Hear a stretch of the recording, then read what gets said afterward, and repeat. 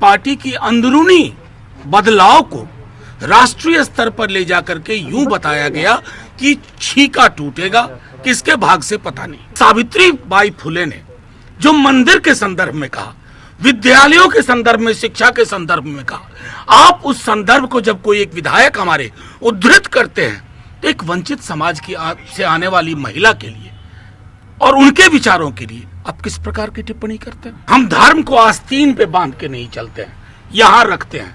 हमारे राम मर्यादा पुरुषोत्तम बापू के राम है, हम हे राम वाले राम के लोग हैं। अब भाजपा तय करे वो क्या है। अभी मैंने बात अपनी रख दी ना, नीरज जी भी इसको सुनेंगे, हमारा पक्ष स्पष्ट हो जाएगा। बिल्ली रास्ता काट गई, हम रुक गए, ये अंधविश्वास।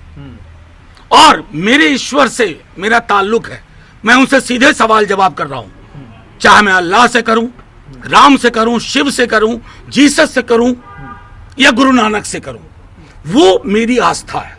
एक दल के रूप में फतेह बहादुर जी की हर बात का हम समर्थन नहीं करते हैं, लेकिन बौद्धिक परंपराओं को अगर नष्ट कर दीजिएगा ना तो इस देश को गाजर मूली बना के हम रख देंगे। अभी बीते एक हफ्ते से आप सब ने देखा होगा साथियों, पूरे देश में और कोई मुद्दा नहीं था। एक मनगढ़ंत मुद्दे के आधार पर महागठबंधन की सरकार प्रतिदिन गिराई जा रही थी, लोगों के बीच में मतभेद मनभेद बताया करता था और एक पार्टी की अंदरूनी बदलाव को राष्ट्रीय स्तर पर ले जाकर के यूं बताया गया कि छीका टूटेगा, किसके भाग से पता नहीं। खैर, उस पर सब पर विराम लगा दिया माननीय मुख्यमंत्री जी ने, निवर्तमान अध्यक्ष जदयू ने और हमारे नेता तेजस्वी जी ने। अब देखिए, मैं आप मीडिया के साथियों से आज हाथ जोड़ के एक विनती करता हूं। आज सुबह से चलाई जा रही है एक बात हमारे एक विधायक के संदर्भ में, उनके बयान को लेकर के मैं आपके समक्ष एक दो चीजें रख देना चाहता हूं। हर धर्म के प्रति समभाव राजद के डीएनए में है, राष्ट्रीय जनता दल के डीएनए में है। हर जाति के प्रति सम्मान हमारे डीएनए में है। लेकिन क्या हम सावित्री बाई फुले को भुला दें? सावित्री बाई फुले और महात्मा फुले, सावित्री बाई फुले कौन थी शायद हमारे भाजपा के लोगों को नहीं पता होगा। मैं जानता हूं क्योंकि उनका इंटेलेक्चुअल कैपिटल, बौद्धिक पूंजी शून्य है। लेकिन सावित्री बाई फुले ने जो मंदिर के संदर्भ में कहा, विद्यालयों के संदर्भ में, शिक्षा के संदर्भ में कहा, आप उस संदर्भ को जब कोई एक विधायक हमारे उद्धृत करते हैं तो एक वंचित समाज की से आने वाली महिला के लिए और उनके विचारों के लिए आप किस प्रकार की टिप्पणी करते हैं? मुझे हैरानी सिर्फ इस बात की है कि एक संदर्भ में चीजें थी, एक वंचित शोषित समाज को जगा रही थी जिसे आज भी जागने की जरूरत है। अब उस बयान को मंदिर पर हमला, राजद का मंदिर पर हमला। अरे साहब, जितना कभी लालू जी से शास्त्रार्थ कर लीजिएगा, मंदिर और भगवान के बारे में जितनी जानकारी उनको है, हमारे दल के लोगों को है, शायद हमारी जानकारी बनावटी नहीं है। हम धर्म को आस्तीन पे बांध के नहीं चलते हैं, यहां रखते हैं।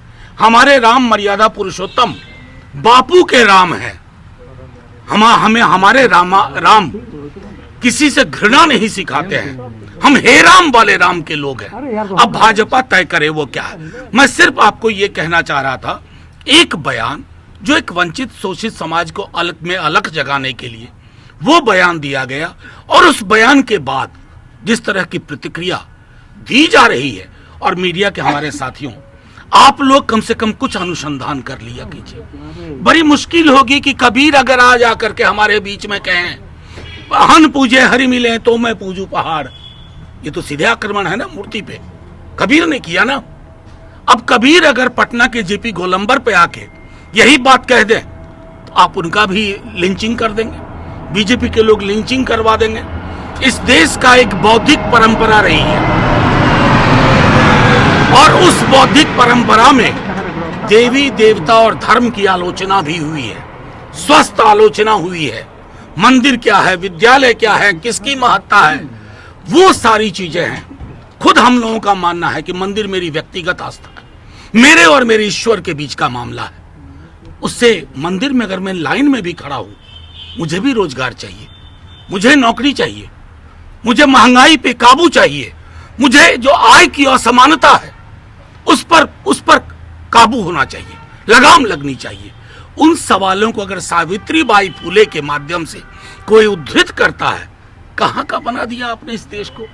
महासागर वाला चरित्र था इस देश का, आपने तो इसको तालाब की तरह गदला बनाने की कोशिश कर डाली। कुमार उन्होंने फतेह बहादुर सिंह को कायर बहादुर सिंह कहा है, और उन्होंने ये भी कहा है कि आप अगर ऐसा बयान दे रहे हैं तो याद रखिए जनता भूलेगी नहीं। नहीं देखिए, मैं आप अभी मैंने बात अपनी रख दी ना, नीरज जी भी इसको सुनेंगे, हमारा पक्ष स्पष्ट हो जाएगा।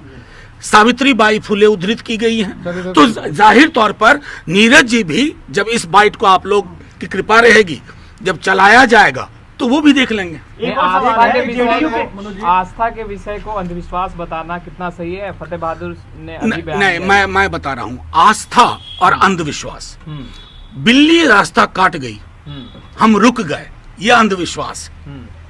और मेरे ईश्वर से मेरा ताल्लुक है, मैं उनसे सीधे सवाल जवाब कर रहा हूँ, चाहे मैं अल्लाह से करूं, राम से करूं, शिव से करूं, जीसस से करूं या गुरु नानक से करूं, वो मेरी आस्था है। और अंधविश्वास और आस्था का वही फर्क है जो मैंने आपको बताया। बिल्ली रास्ता काट गई तो फॉर्च्यूनर भी अपनी बड़ी सी गाड़ी को रोक करके खड़े हो जाना, ये अंधविश्वास है। पार्टी क्या कार्रवाई करेगी फतेह बहादुर सिंह? इतने मेरे प्रेस कॉन्फ्रेंस के बाद अगर आपको ये सवाल सूझा है तो मैं क्या कहूँ। एक बार सावित्रीबाई फुले को पढ़ लीजिए। एक मिनट, एक सवाल है कि फतेह बहादुर लगातार इस तरह का बयान देते हैं, माँ दुर्गा के अस्तित्व पर उसने सवाल उठाया, फिर माँ सरस्वती के ऊपर उन्होंने टिप्पणी की, और अब मंदिरों को लेकर जो एक के बाद एक नहीं, फूले नहीं, मैं आपको उन्होंने रखा है, नहीं, लेकिन इससे पहले नहीं, मैं आपकी बात से सहमत हूँ। मैं आपको सिर्फ इतना कहना चाहता हूँ, इस देश की एक बौद्धिक परंपरा रही है। आप आजीविका को पढ़िए, चारवाक को पढ़िए, उन परंपराओं को रहने दीजिए। एक दल के रूप में फतेह बहादुर जी की हर बात का हम समर्थन नहीं करते हैं, लेकिन बौद्धिक परंपराओं को अगर नष्ट कर दीजिएगा ना, तो इस देश को गाजर मूली बना के हम रख देंगे। ये देश वो देश है जहां कबीर की पूजा हुई, जिसने हर धर्म को, उसके विश्वास को छील करके रख दिया। कबीरा कुता राम का मुथिया मेरा नाम, गले राम की जेवड़ी जित खेचे तित जाऊं, ये कबीर के राम थे, मोदी जी के राम ये नहीं। चलिए, लाइव बिहार यूट्यूब पर सब्सक्राइब और फेसबुक पर लाइक जरूर करें।